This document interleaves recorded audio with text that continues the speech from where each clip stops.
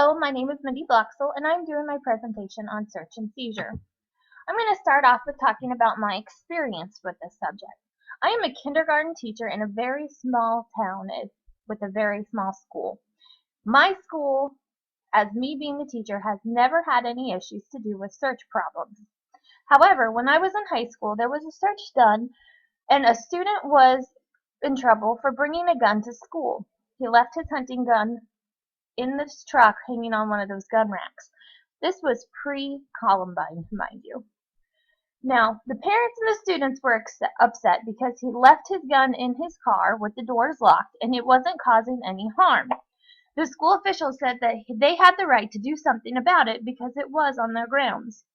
The town split up into two sides split into sides to decide which side they were on.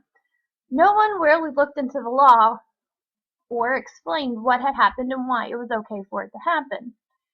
This is a very touchy subject because according to the Fourth Amendment right, all citizens have protection about being unreasonable searches and seizures. Now, with the school, it is a fine line because they have to choose between personal rights and keeping everyone safe. Therefore, they have to have a delicate balance. This balance has to do with suspicion. All it is needed for a school to do a search or a seizure is reasonable suspicion.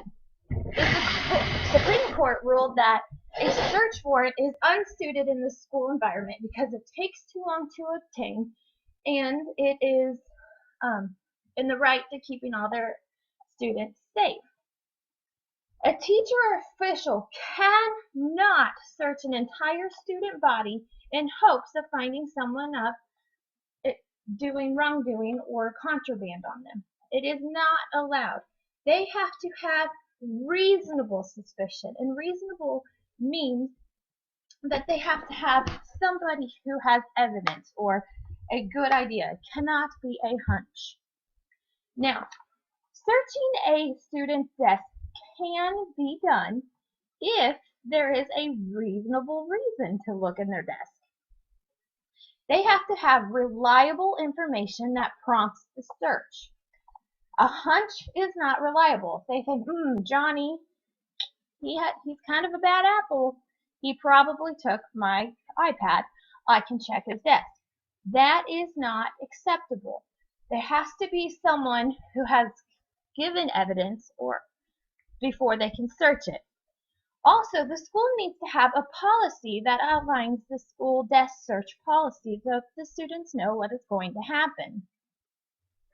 Now, when it comes to the students' lockers, there still has to be a reasonable suspicion that must be met. The students must be informed that the locker is going to be searched if there was a reason.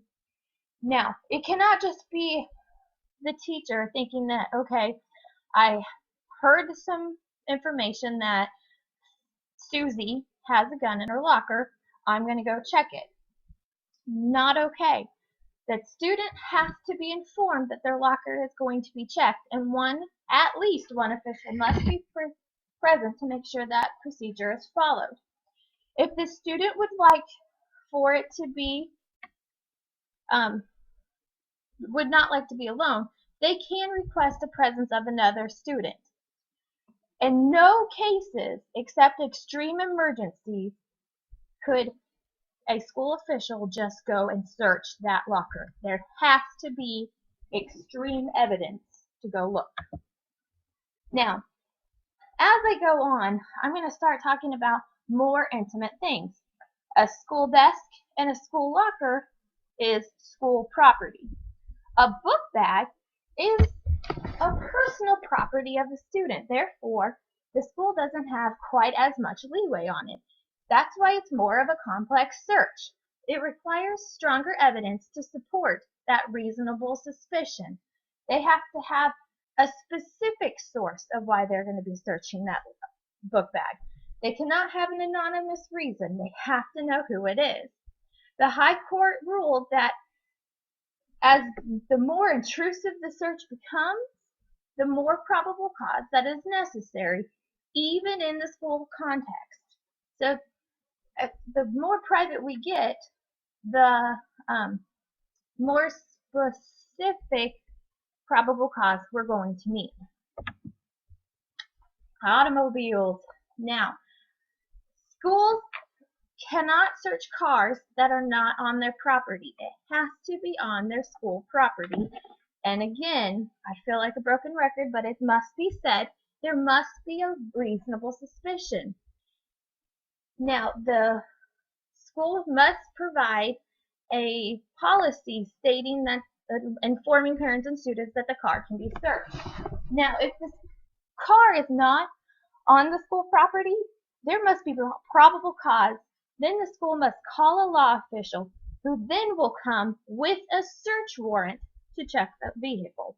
Otherwise, the school has no right to look at it if it is not on their property. Now, this is the touchiest one of them all, personal searches. It is strongly discouraged unless there is overwhelming evidence to search a student. You should avoid this at all costs unless it is extremely, extremely serious. And if it does come to that, if you are 100% sure that student has something on their body that will be dangerous and cause crazy detrimental effects to your school, you have to follow every precaution. If there is time allowed, call that student's parents and tell them that they are going to be conducting a search on that student, and they can come up and watch. Only the same gender should be checking that student. Clothes needs to stay on. That makes sense. The student must be kept under observation. And any and all circumstances, please remember to advise the parents. Now I'm going to just do a quick review to make sure that everything was understood. There should be a written policy that students and parents have access to, outlining every search policy that there is on the school property. No matter what kind of search you are going to do, there has to be reasonable suspicion before searching your student. Has to be reasonable. Hunches don't count. I'm sorry, but that's very important to me. And finally, the more intrusive the search, the more evidence you are going to need before searching that student. Students' deaths are less intrusive than searching a student's clothing. You must keep that in mind. Thank you.